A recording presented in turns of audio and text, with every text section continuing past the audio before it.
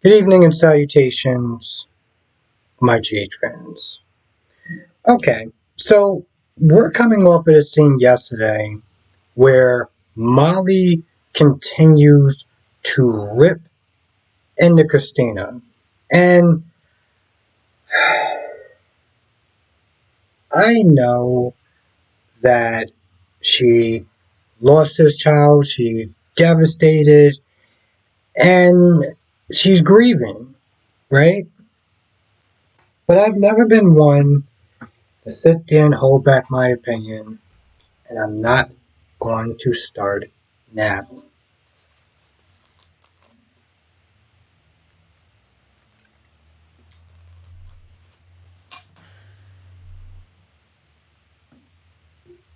Christina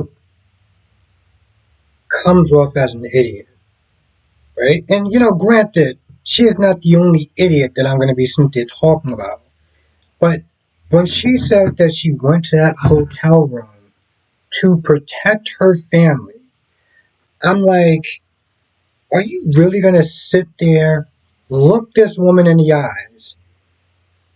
Because even she was kicking herself before when she was in the hospital, when she got out the hospital and everything, about going to Ava's place to confront her about the whole affidavit thing with Sonny, saying that she should have never went.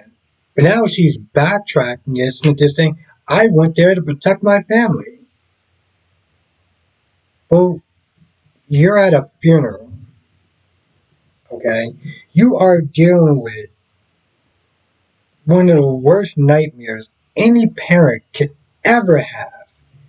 And you say that you were there to protect your family. You would have been better off just saying nothing at that point.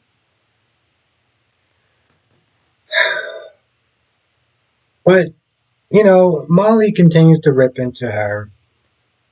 And my issue with this, while she blames everything on her, you know what, Molly, she's not the only person to sit there and blaming this whole thing. You agreed to it, okay? You agreed to it. TJ agreed to it.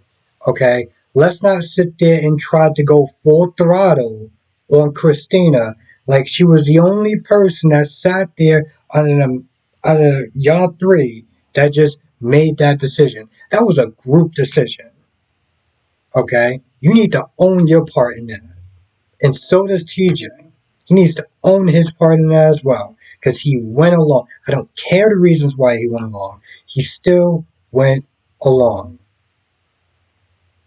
There were other options that they could have did. They could have tried for another surrogate.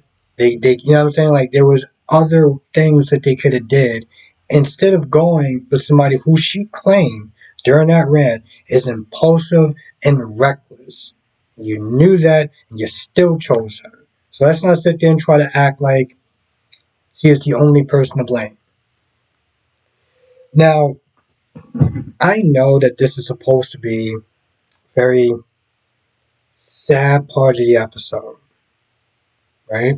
But I'm pretty sure I'm not the only person that was alone after she said you don't know what love means or whatever, and she just dramatically dropped down to the ground and start for 5 minutes.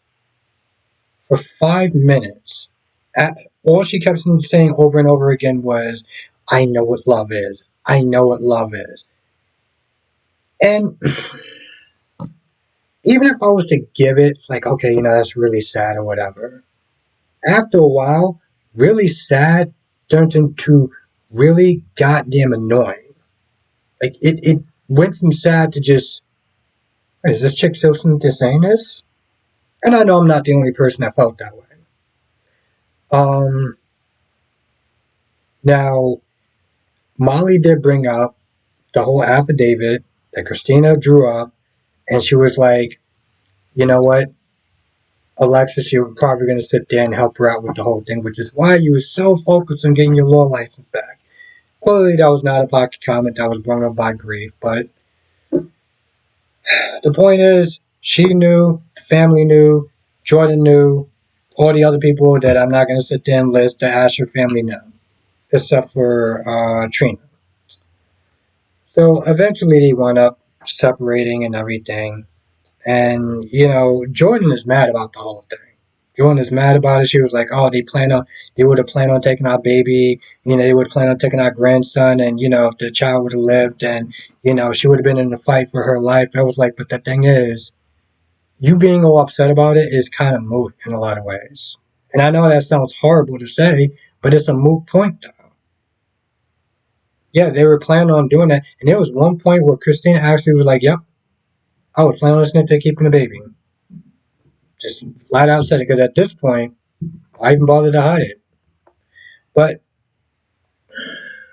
yeah, she says it, and they just go at it for a hot minute. Um, but like I said, it's kind of a moot point. There was some points where they was, I guess, trying to catch the audience up on Rick, him not being in town because a lot of people don't like him. Sonny don't like him. He don't like being in Port Charles, but he's there for his daughter. Just sit there and say he's not really well liked.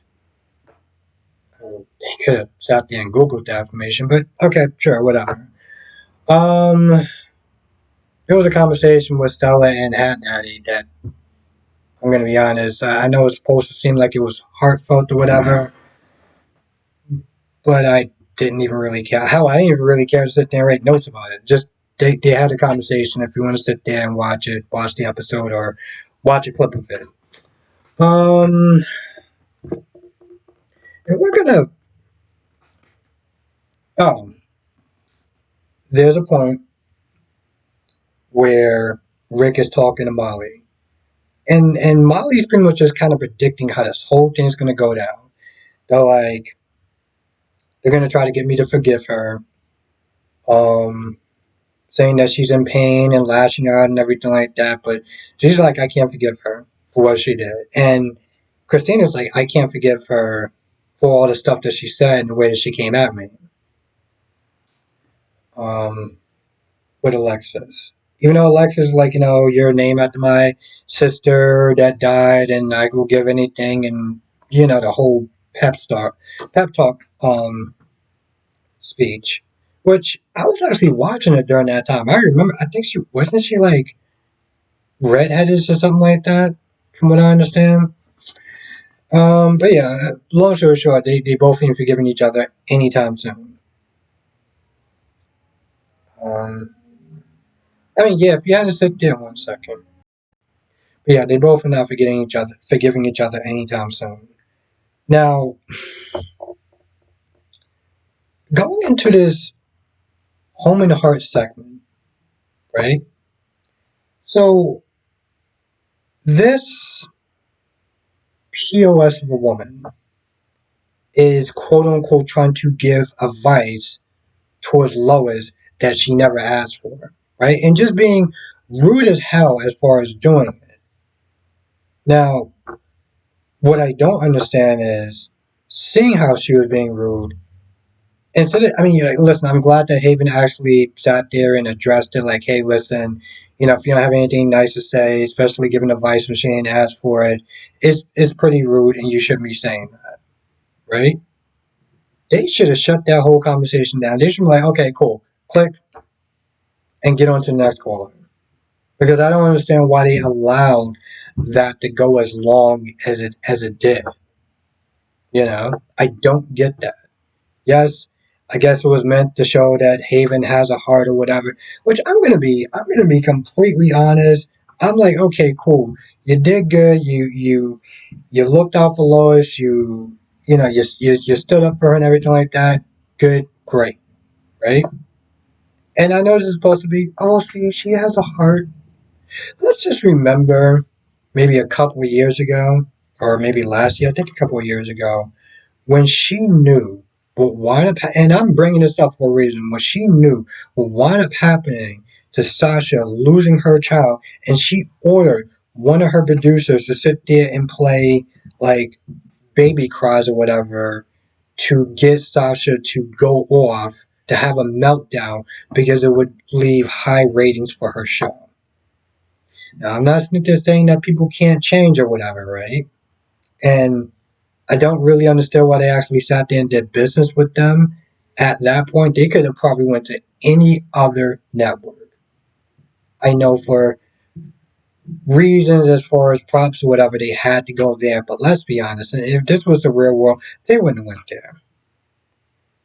But I get it. This is supposed to be her redemption arc, and it shows that people can change. But for me, I'm like, I don't think that you can sit there and walk that back. I really, really don't. Um.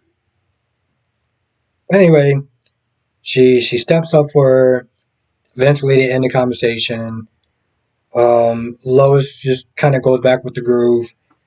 Maxie, well, not Maxie. I think Maxie. Brooklyn, Maxie, and Tracy all gives her props. Apparently, she sold the most out of the all deception team or something like that. She sold a lot of stuff, right? And like I said, even Tracy gave her props. But then after everyone leaves and Brooklyn comes back, Lois is like, "I want to ask you a question. Is my accent really that unbearable?" And I'm like, see, the reason why I'm having issues with this part is because if there was a scenario where the segment didn't go great, right? The segment kind of bombed. She didn't really make a lot of sales, and then she asked that question. Then it would make more sense. Boo, you're in a win. Okay, you got thrown a curveball. You handled it, and like I said, even Tracy sat there and gave you your flowers, and you're still asking questions about your accent. Like, really? I'm not saying things can't hurt, but like, it, it just seems more like it almost seemed like kind of like a little misplaced. Like, why are you so upset when you have such a giant win? You know. Um. Oh, there's a scene with a guy that has shackles or whatever, and he's thrown into a cell, and later on we find out that it's Lucky towards the end. Which wasn't really too much a surprise, not just because of my live stream, but because there's a point where Laura Smith is talking about Lucky, just randomly bringing him up. Like that was no coincidence. Um, yeah, it's Lucky. Um, Laura comes to see her. Laura comes to see Liz. Maxie comes to see Liz. Maxie comes to sit there and see Lulu. Dante comes over there. Dante sits there and vents to Chase about Laura. I mean about Lulu. Um, the scene doesn't. It's like I said, the scene doesn't really go too much of anywhere, and I think I'm just like having a hard time being like, oh my god, I wonder what's going to happen to Lulu. When it's like, one, when you're in my position, it's not like I know certain things, I Google certain things, so it's not really a surprise to me where I'm looking at a thing like, oh my god, I wonder what's going to end up happening. Is Lulu going to die? And it's like, damn well, Lulu's not going to die. So some of this stuff just seems like kind of dramatic, just to be like, I don't know. I think if we lived like back in maybe 1995 when the internet wasn't so prevalent, I think I would have more of a dramatic like, oh, what's going to end up happening? And again, I wouldn't actually have like my laptop and YouTube, so um, is that it? Anyway, I feel like that's about it. I can't think of anything else, but if I miss anything, you know what to do. Write it down in the comment section below, or better yet, come to the live stream tonight, 8 p.m. Eastern, 5 p.m. Pacific. We'll talk about all the shows, General Hospital, Days of Our Lives, Bold and Beautiful, Young and Restless. With that being said, I'm going to go. I'll see you in the next video.